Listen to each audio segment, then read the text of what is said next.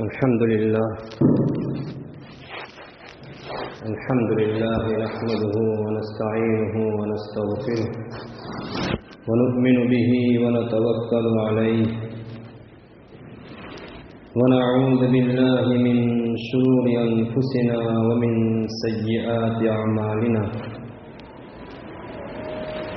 من يهده الله فلا مضل له ومن يضلله فلا هادي له وأشهد أن لا إله إلا الله وحده لا شريك له وأشهد أن محمدا عبده ورسوله أما بعد فأعوذ بالله من الشيطان الرجيم بسم الله الرحمن الرحيم والفجر وليال عشر صدق الله العظيم.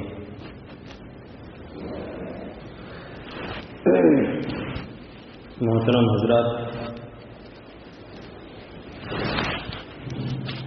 اسلامی مہینوں کے اعتبار سے ہمارا جو مہینہ چل رہا ہے وہ ذی القعدہ کا مہینہ، جس کی آج 26 تاریخ ہے، اور آنے والا مہینہ جو ہے ذی الحجہ کا، جو اسلامی سال کے اعتبار سے آخری مہینہ ہے، اور اس کی بھی عجیب فضیلتیں قرآن و حدیث کے اندر بیان فرمائی گئی ہیں.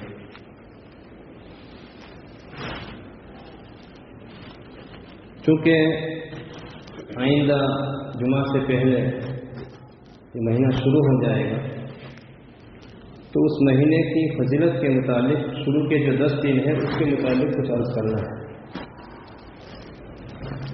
انشاءاللہ قربانی کے متعلق آئندہ جمعہ کو مستقل اس کے بارے میں عرض کیا جائے گا. یہ ذی الحجہ کا مہینہ جس کی فضیلت کا جو تعلق ہے، اگر دیکھا جائے تو رمضان المبارک ہی سے اس کا تعلق ہے. رمضان المبارک کے ختم پر یکم شوال عید الفطر منائی گئی. رمضان المبارک کی عبادات کے ختم ہونے پر عید کا دن ملا ہے، اور عید ہی کے دن سے یعنی پہلی شوال سے لے کر 10 ذی الحجہ تک کے جو ایام ہیں، بلکہ ان تینوں مہینوں کو اشہر حج کہا جاتا ہے، یعنی حج کے مہینے. کیونکہ آج کل یہ باتیں ہمیں سمجھ میں اس لیے نہیں آئی کہ آج کل 4 گھنٹے کے اندر ہم پہنچ جاتے ہیں. وہ دو تھا جس میں کئی مہینے لگتے تھے سفر میں. تو اگر کوئی آدمی احرام باندھنا چاہے تو رمضان کے بعد سے باندھ سکتا ہے. جس طریقے سے رمضان المبارک کے ختم پر عید کا دن ہے، اسی طریقے سے ایک بہت ہی اہم عبادت حج، جو ذی الحجہ کی 9 تاریخ کو منایا جائے، تو اس کے ختم پر بھی اللہ تبارک تعالیٰ نے عید کا دن رکھا ہے. اس مہینے کی 2 اہم عبادتیں ہیں، ایک تو حج ہے اور ایک قربانی. حج کے متعلق سے پہلے بتایا جا چکا، اور قربانی انشاءاللہ آئندہ.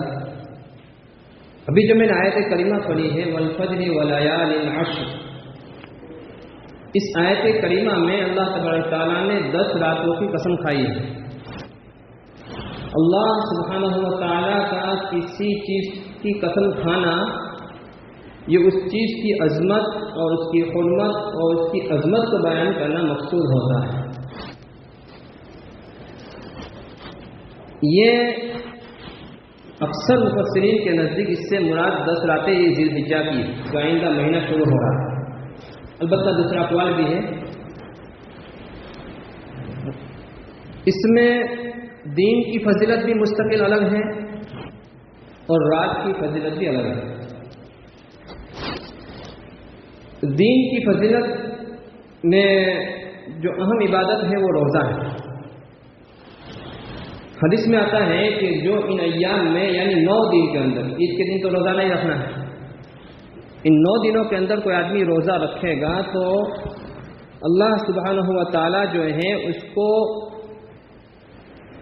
1 साल के रोजे का सवाब अता फरमाएंगे 1 दिन के बदले में। अब हिसाब कर लीजिए, 9 दिन की कुर्बानी और सवाब कितना बड़ा मिलेगा। गोया कि 9 साल तक रोज़ा रखने का सवाब मिला। और रमज़ान मुबारक का रोज़ा जो है महीना, उसके बाद 6 शव्वाल के अगर रोज़े रख लिए तो पूरे साल का रोज़ा का सवाब मिला। तो गोया कि 10 साल के रोज़े का सवाब मिलता है 1 साल में। और इसकी रात की फजीलत ये बयान की गई है कि ज़िलहिज्जा की रात जो है, शुरू के अशरे की रातों की बात मैं कर रहा हूँ, इसकी फजीलत जो है शब कदर के बराबर है, जिसको कुरान करीम में लैलतुल क़द्र खैरुम मिन अल्फ़ि शहर कि शब कदर जो है वो 1000 महीनों के बराबर नहीं कहा, बल्कि 1000 महीनों से बेहतर कहा। और कितनी बेहतर है वो अल्लाह जानते हैं। अब ज़रा यहाँ पर हिसाब कीजिए, हम लोग हिसाब करने वाले लोग हैं। तकरीबन 83 साल और 4 महीने 1000 साल के होते हैं, 1000 महीनों के होते हैं। तो एक रात का सवाब जो है 83 साल और 4 महीने के बराबर। और फिर आप इसको हिसाब करेंगे 9 रातों में, तो तकरीबन 750 साल की इबादत का सवाब मिलेगा अगर इन 9 रातों को हमने इबादत में गुजारा। आजकल हमारी रातें जो हैं, अल्लाह माफ़ करे, इधर उधर मार्केट के अंदर तमाशाई बनकर, जो लोग खरीदने जाते हैं वो तो सही है, उनको तो जाना ही चाहिए, जानवर के लिए जाते हैं, लेकिन बहुत सा हमारा मजमा ऐसा होता है जो सिर्फ देखने के लिए जाता है। और बाकायदा मंडियाँ लगती है, बाजार लगती है, तो हम इस रातों की इबादतों से महरूम हो जाते हैं, इसकी फजीलत से महरूम हो जाते हैं। आखिर कोई तो वजह होगी कि अल्लाह तबारक तआला ने इन रातों को शब कदर के बराबर बताया है, क्योंकि हम लोग इस वक्त को ज़ाय करते हैं। अगर इन 9 रातों की हमने कदर कर ली तो हमें इतनी बड़ी फजीलत हासिल हो जाएगी इंशाअल्लाह।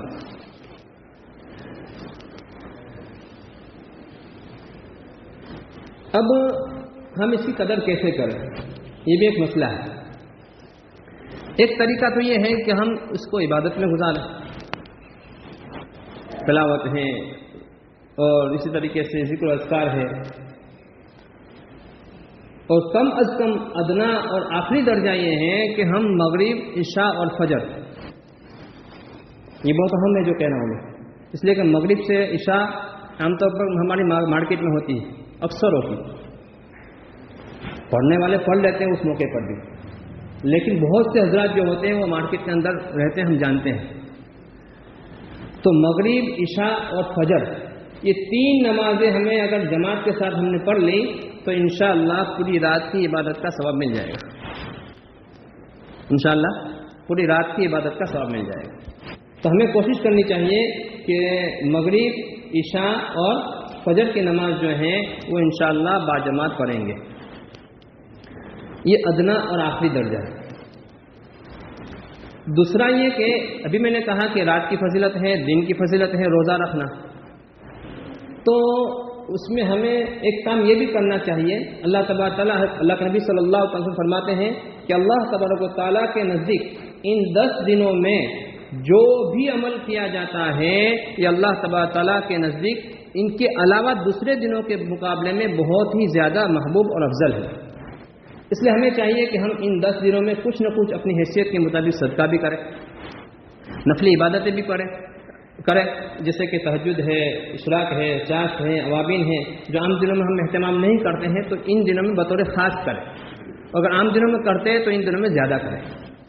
कुरान करीम की तिलावत है, अल्लाह तबारक तआला के यहाँ इसका और ज़्यादा हमें सवाब मिलेगा इंशाअल्लाह। और इसी तरीके से हदीस मुबारका में 4 चीज़ों की कसरत भी आई है इन अय्याम में, यानी ज़िलहिज्जा के शुरू के 10 दिनों में 4 चीज़ों की कसरत है। ये भी बिल्कुल आसान है, हर वक्त हम कर सकते हैं। सुबहान अल्लाह, अल्हम्दुलिल्लाह, अल्लाहु अकबर, ला इलाहा इल्लल्लाह, ये हर एक पढ़ सकता है, आसान है। सुबहान अल्लाह, अल्हम्दुलिल्लाह, तीसरा कलमा पढ़ लेगा तो सब चीज़ इंशाअल्लाह इसके अंदर आ जाएगी। तो ये इसकी हम कसरत करें। कसरत का मतलब ये हुआ कम से कम रोज़ाना 3 तस्बीह पढ़े, इसकी 300 मरतबा रोज़ाना। अगर हो सके तो रात में भी 3 तस्बीह पढ़ लेगा और दिन में भी पढ़ लेगा, अल्लाह तौफीक दे तो इससे ज़्यादा पढ़ लेगा। और دوسرا یہ عمل یہ ہے کہ بالخصوص ان لوگوں کے لیے جو قربانی کرنے والے ہیں، ذی الحجہ کے چاند دیکھنے کے بعد سے لے کر کے جب تک قربانی نہ ہو جاوے ان کی، وہاں تک اپنے بال اور ناخن کو نہ کاٹے. یہ مستحب ہے، اس لیے پہلے اہتمام کر کے اس کو کاٹ لے تو کوئی حرج کی بات نہیں. آدمی 10 دن اس کو برداشت کر سکتا ہے، رکھ سکتا ہے. اور اللہ تبارک تعالیٰ گویا کہ نوازنا چاہتے ہیں کہ حاجیوں کی مشاہبت اختیار کرنا والے کو اللہ تبارک تعالیٰ انشاءاللہ وہ ثواب عطا فرمائیں گے جو اللہ تبارک تعالیٰ حاجیوں کو عرفات کے میدان میں عطا فرمانے والے ہیں.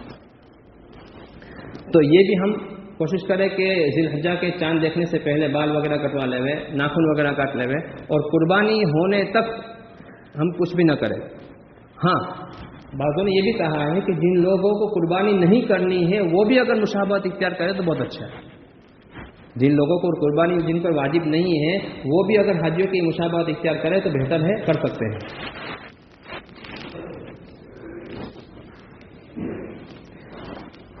اس کے بعد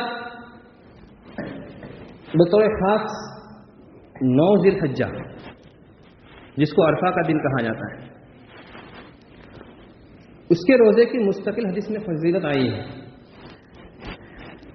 پہلے تو میں بتا دی کہ آپ کو کہ ایک دن کا روزہ رکھنا یہ 1 سال کے روزے کے برابر ثواب رکھتا ہے.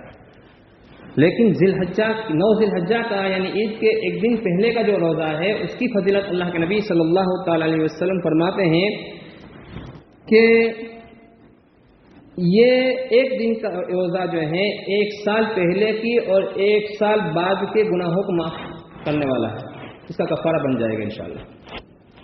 1 سال پہلے اور 1 سال بعد کے گناہوں کا کفارہ بن جائے گا.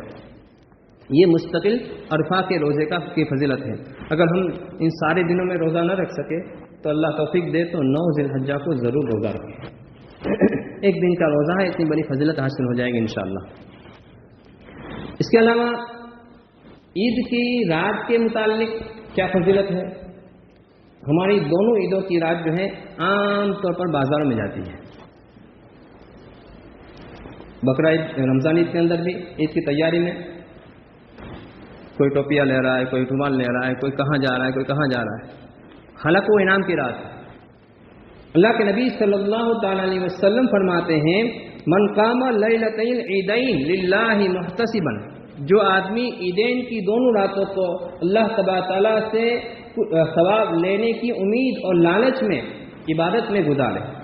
کاموں کا مطلب ہے صرف بازاروں میں گزارنا نہیں ہے. بعض لوگوں نے اس کا مطلب یہ سمجھا ہے صرف جاگنا ہے. جاگنا عبادت نہیں ہے، اس سے بہتر ہے تو سو جانا. اگر عبادت میں گزارتا ہے تو اللہ کے نبی صلی اللہ علیہ وسلم فرماتے ہیں لم یمت قلبہ یوم تموت القلوب، کہ جس دن لوگوں کے دل مر جائیں گے اس دن اس کا دل زندہ رہے گا. یعنی قیامت کے دن اس کا دل زندہ رہے گا. یہ فضیلت ہے مستقل عید کی دن رات کی عبادت کا. عید کی رات میں یعنی 10ویں ذی الحجہ کی رات میں عبادت کرنے کی فضیلت ہے. اور آخری بات یہ کہ ان ایام میں بطور خاص نمازوں کی پابندی کرے. عید کے یہ پہلا عشرہ تو ہے ہی، پھر عید کے بعد جو ہے عید کا دوسرا دن یعنی 11 تاریخ اور 12 تاریخ جس میں عام طور پر قربانیاں ہوتی ہیں، اور ان قربانیوں میں بھی ہماری بہت سی نمازیں چلی جایا کرتی ہیں غفلت کی وجہ سے. تو اس نماز اللہ تبارک تعالیٰ اس دنوں میں گویا کہ ہم اللہ تبارک تعالیٰ کے مہمان ہیں، اللہ تبارک تعالیٰ ہمارے میزبان ہیں. تو ہمیں چاہیے کہ ہم اللہ تبارک تعالیٰ کی ان عبادتوں کی پابندی کریں. اور آخری بات یہ کہ اللہ تبارک تعالیٰ قرآن کریم میں فرماتے ہیں وما كان الله ليعذبهم وانت فيهم وما كان الله معذبهم وهم يستغفرون. ابھی جو حالات ہیں طوفان کی شکل میں، عام طور پر ہمارا نظریہ اور ہمارا رجحان جو ہوتا ہے عام طور پر ادھر ادھر کی خبریں حاصل کرنے پر ہوتا ہے. اللہ کے نبی صلی اللہ تعالی علیہ وسلم کی احادیث مبارکہ میں جو کیفیت بیان کی گئی ہے وہ یہ کی گئی ہے کہ جب طوفان آتا تھا، آندھی آتی تھی، ہوا چلتی تھی تو اللہ کے نبی صلی اللہ تعالی علیہ وسلم بے چین ہو جایا کرتے تھے اور بار بار مسجد میں جاتے اور گھر میں جاتے، مسجد میں جاتے گھر میں جاتے، مسجد میں آتے. یہی اللہ کے نبی صلی اللہ تعالی وسلم کی کیفیت ہوا کرتی تھی. کیوں؟ اس لیے کہ یہ طوفان وہ ہے جو امم سابقہ کی ہلاکت کا سبب بنا ہے. اللہ تبارک تعالیٰ نے بہت ساری نافرمان قوموں کو ہلاک کیا ہے اس کے ذریعے سے. قرآن کریم میں اس کی تذکریں موجود ہیں. تو ہمیں کیا کرنا چاہیے؟ اس کے لیے میں نے ابھی آیت آپ کو سنائی، وما کان اللہ لیعذبہم وانت فیہم وما کان اللہ معذبہم وہم یستغفرون۔ اس آیت کریمہ میں اللہ تبارک تعالیٰ نے اپنے عذاب کو نہ بھیجنے کے بارے میں دو باتیں بیان فرمائی ہیں۔ وما کان اللہ لیعذبہم وانت فیہم، اے نبی صلی اللہ تعالیٰ علیہ وسلم، آپ جب تک اس دنیا میں باقی رہیں گے، موجود رہیں گے، وہاں تک میں عذاب نہیں بھیجوں گا۔ وما کان اللہ لیعذبہم وانت فیہم۔ اب ظاہر ہے اللہ کے نبی صلی اللہ تعالیٰ علیہ وسلم تو پردہ فرما گئے، اب کیا ہے؟ اب دوسری آگے جو اللہ کے نبی اللہ تبارک تعالیٰ فرما رہے ہیں وما کان اللہ معذبہم وہم یستغفرون، یہ آپشن جو ہے ابھی باقی ہے اور قیامت تک کے لیے، کہ جب تک آپ کی امت جو ہے یہ اللہ تبارک تعالیٰ سے معافی مانگتی رہے گی، توبہ کرتی رہے گی، استغفار کرتی رہے گی، تو اللہ تبارک تعالیٰ اس پر عذاب نہیں اتاریں گے۔ یہ اللہ تبارک تعالیٰ کا فیصلہ ہے۔ تو ہمیں چاہیے کہ ہم استغفار کریں، توبہ کریں، اللہ تبارک تعالیٰ سے جمعہ کا دن ہے بطور خاص دورہ کا صلاۃ توبہ پڑھ کر کے اللہ تبارک تعالیٰ سے مانگے۔ اور حدیث میں یہ بھی آتا ہے کہ اللہ کے نبی صلی اللہ علیہ وسلم فرماتے ہیں کہ سب سے بھاری چیز جو ہے اللہ تبارک تعالیٰ کی ساری مخلوق میں سب سے بھاری چیز جو ہے اور اللہ تبارک تعالیٰ کے غضب کو مٹانے والی چیز جو ہے وہ صدقہ ہے۔ تو ہمیں چاہیے کہ ہم صدقہ بھی کریں۔ اس طریقے سے حدیث میں جو لفظ آیا ہے وہ یہ آیا ہے کہ اس ہاتھ سے دے تو اس ہاتھ کو پتہ نہ چلے، دائیں ہاتھ سے دے تو بائیں ہاتھ کو پتہ نہ چلے، یعنی بالکل پوشیدہ طور پر صدقہ دے۔ جیسا کہ میں نے آپ کو امام اعظم رحمۃ اللہ علیہ کا واقعہ سنایا تھا کہ جب انتقال ہو گیا تو کئی گھروں کے اندر فاقے ہو گئے، کوئی آ کر روزانہ دے جایا کرتا تھا، پتہ نہیں چلتا تھا کون دے رہا تھا۔ جب پتہ چلا امام صاحب کا انتقال ہوا تب پتہ چلا کہ یہ اللہ کا مرد بندہ تھا جو اتنے ساروں گھروں میں گویا کہ روزانہ پہنچایا کرتا تھا۔ تو یہ تھا اللہ کے نیک بندے۔ تو ہمیں چاہیے کہ ہم بھی اس طریقے سے پوشیدہ طور پر صدقہ کریں، کسی کو پتہ نہ چلے، بس اللہ جانے اور ہم جانیں۔ اللہ تبارک و تعالیٰ ہمیں عمل کرنے کی توفیق نصیب فرمائے۔ وآخر دعوانا الحمدللہ۔